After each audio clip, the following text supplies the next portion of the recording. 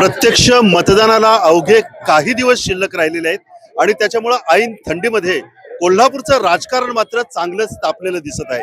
आज कोल्हापूरच्या प्रत्येक गल्लीबोळामध्ये अशा प्रकारचं वातावरण प्रचाराच्या निमित्तानं आपल्याला दिसून येते. सध्या आपण आहोत ते यादवनगर या प्रभागामध्ये, प्रभाग क्रमांक 14 या ठिकाणाहून सर्वसाधारण महिला या रिंगणामध्ये आहेत, त्या म्हणजे निलिमा शैलेश पाटील. आणि नेमकं काय आहे, कशा पद्धतीचं चित्र आहे, काय विकासाचा अजेंडा घेऊन ते निघालेत, आपण थेट उमेदवारांशी संवाद साधूया. ताई नमस्कार. भारतीय जनता पक्ष कडून आपल्याला उमेदवारीची तिकीट मिळाली. आपण अक्षरशः हा सगळा भाग पिंजून काढत आहात. नेमका काय तुम्हाला नागरिकांच्या मध्ये भावना जाणवत आहे त्या प्रचाराच्या निमित्तानं? नमस्कार.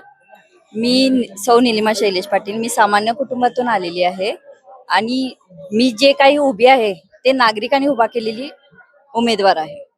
माझे पती 20 ते 25 वर्ष कार्यरत आहेत सामाजिक कार्यात आणि त्यांच्यात गुण म्हणजे हा आमचा सासू सासरे हे सगळे सामाजिक कार्य करतच आलेले आहेत. त्यामुळं मला जास्त भर द्यायचा आहे तो महिलांसाठी. आपले हे पाणी गटर हे किरकोळ साधारण ह्या समस्या आहेत, पण त्याच्या व्यतिरिक्त देखील महिलांच्या अनेक समस्या आहेत की सोलर लॅम्प हे इतर सर्व नागरिकांसाठी, तसेच स्वच्छतागृह महिलांसाठी अजूनही कोल्हापुरात एकही टॉयलेट कुठेही नाही आहे, ते पहिला करायचं आहे.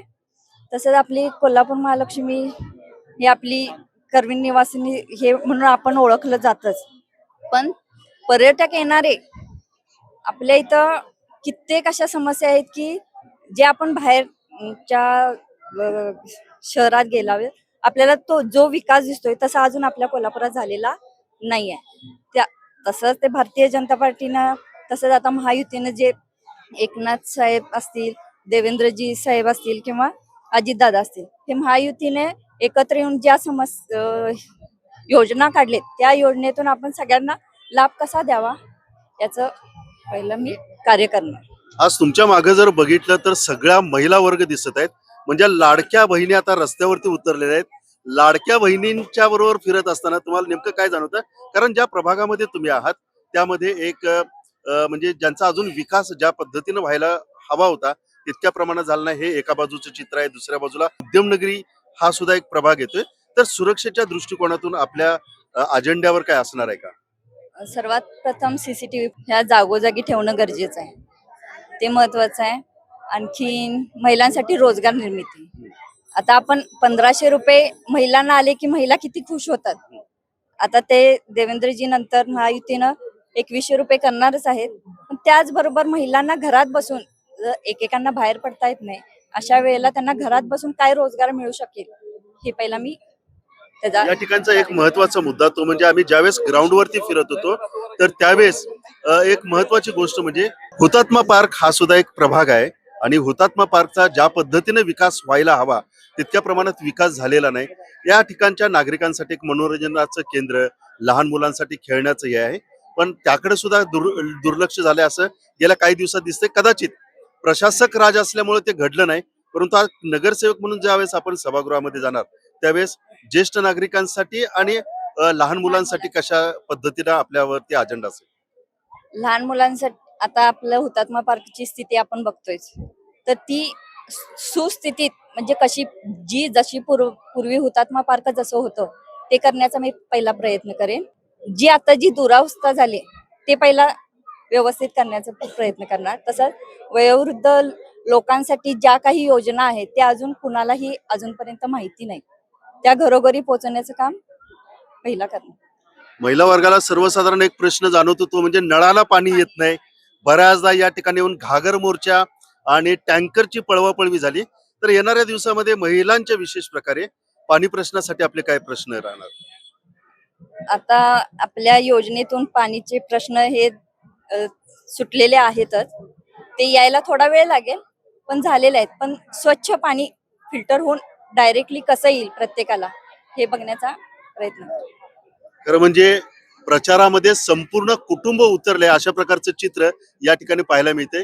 गेले 10-15 वर्ष समाजसेवेच्या माध्यमातून राजकारणाच्या दिशेनं वाटचाल करणारे त्यांचे पती शैलेश पाटील आपल्या सोबत आहेत. त्यांच्या सुद्धा आपण गप्पा मारूया. शैलेशजी, नमस्कार.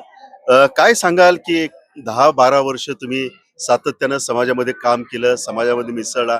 आता निवडणुकीच्या माध्यमातून एक राजकारणामध्ये तुम्ही पुढचं पाऊल टाकताय. काय भावना आहेत? प्रथमतः मी महायुती सरकारचा आभार मानेन की माझ्यासारख्या सर्वसामान्य कार्यकर्त्याला तिकीट दिले. हे तिकीट देत असताना त्यांनी कॅटेगरी असा लावला की जो सामाजिक घटकासाठी जो सातत्यानं काम करतो त्याच कार्यकर्त्याला तिकीट मिळालं पाहिजे.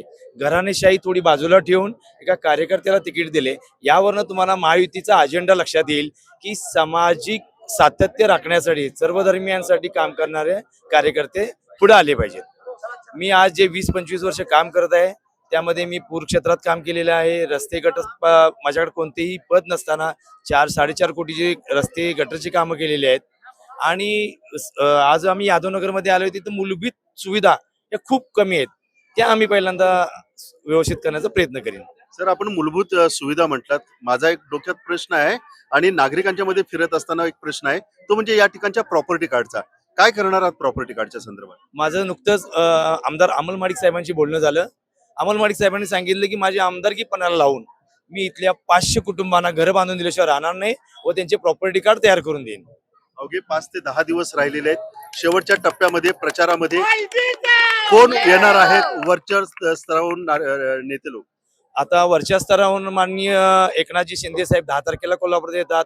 त्याचबरोबर 12 तारखेला आपले लाडके मुख्यमंत्री देवेंद्र फडणवीस साहेब येत आहेत. एक वेगळ्या प्रकारचा उपक्रम घ्यायला लागले ते मिसळ कट्टा नावाचा आणि 20 प्रभागात स्क्रीन लावून ते सर्वांना संबोधित करणार आहेत.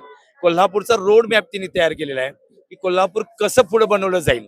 आणि त्याचबरोबर अजितदादांची आपल्याला वेळ मिळेल लवकरच आणि अजितदादा पण कोल्हापूरच्यासाठी लवकरात लवकर आम्हाला विजय करण्यासाठी येतील अशी मला खात्री आहे. तर एकंदरीतच पतपत्नीने एक विश्वास दिलेला आहे की ज्या प्रभागामध्ये आम्हाला जनतेमधून ही निवडणूक दिलेली आहे आमच्या हातामध्ये, त्या जनतेसाठी आम्ही उतरणार आहात. मूलभूत प्रश्नांसाठी आम्ही लढणार आहोत आणि केंद्रामध्ये महायुती आहे, राज्यामध्ये महायुती आहे आणि त्याच्यामुळे महानगरपालिकेमध्ये सुद्धा महायुतीचाच झेंडा फडकेल अशा पद्धतीचा निर्धार त्यांनी व्यक्त केलाय.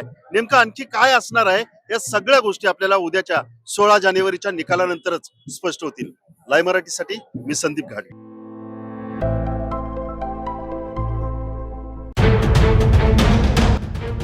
राजकारणातला किंग मेकर, सत्तेच्या सारी पटलावरील वोट कटर, बाजी पलटवणारा गेम चेंजर. पण अखेर या महापालिकेत कोण ठरणार धुरंधर?